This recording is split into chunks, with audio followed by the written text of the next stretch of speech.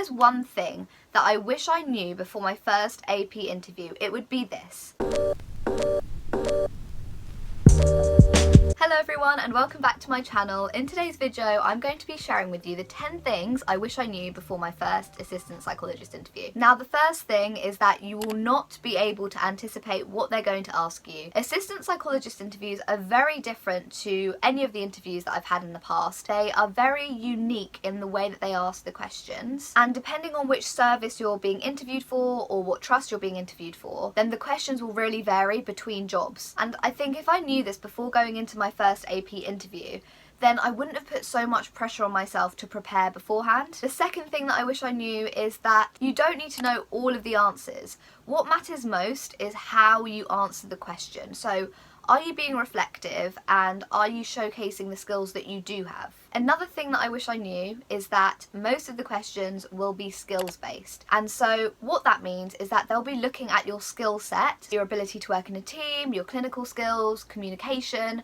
rather than your knowledge of the service and the population that you'll be working with. And leading on from that, I wish I knew the importance of knowing your skill set and being able to have that self-awareness to know, okay, these are the things that I'm really good at and these are the things that I need to highlight during my interview. I wish I knew that with every AP interview, they will ask you about supervision and MDT. So it's really important that you know what they are, the benefits of them and the challenges of them. In one of my interviews I was asked, why is supervision with a clinical psychologist important? And I was also asked about the challenges of MDT. Those are the kind of questions that you may be asked around supervision and MDT, but I was told during my feedback for one of my interviews that you will always be asked about supervision and MDT in assistant psychologist interviews. Another thing that I wish I knew is that they might ask you personal questions.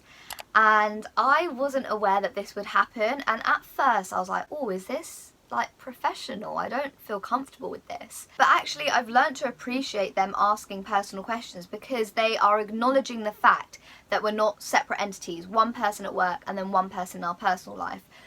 It really shows how we take what we have at home into work and we can't help that. And so one of the questions that I got asked was something like, tell us about a challenging time in your life and how did you overcome it? Just bear that in mind when you do go into interviews, and I guess if you don't feel comfortable with talking about that, then you can say and you can have that boundary as well. In my first AP interview, after most questions, they asked whether I had anything more to add, and that kind of put me off a little bit, I'm not going to lie, because it made me question the things that I had told them already, and I thought, oh, they probably think I'm messing this up, that I'm not a good candidate for the job.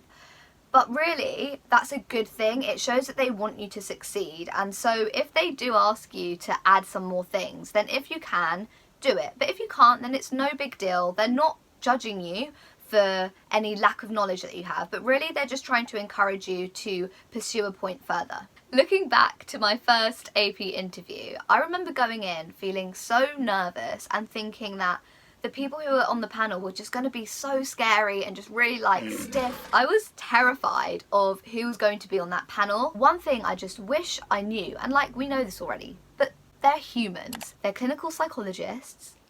They need to be empathetic. They need to be understanding. They're not scary to talk to. So when you go in, just remember that they're human and that you're just having a conversation. Another thing that I wish I knew was the importance of knowing and understanding the trust values, because the chances are they'll ask a question on it. One of the questions that I got asked was, how does being compassionate help your working? Compassionate was one of the main trust values. So you can see here how they're integrating the trust values into their everyday clinical work. And the final thing that I wish I knew, and I don't know why I didn't listen to Psychologist. I used to watch his videos all the time, and he used to say it in a lot of his videos that you need to reflect. And for some reason, in my first AP interview, I just didn't do it. I think because it felt quite uncomfortable for me. I had never answered questions in that way before. I just didn't do it. But if there's one thing that I wish I knew before my first AP interview, it would be this: reflect. And I say this in all of my AP tips videos, but it's so important. Don't be like me who didn't listen to Abdi. Just reflect, guys. Please do it. It's such an important skill as a psychologist. And those are the 10 things that I wish I knew before my first AP interview. So guys, if you enjoyed this video, please give it a like and subscribe for more content like this. And until next time guys, I'll see you later. Bye!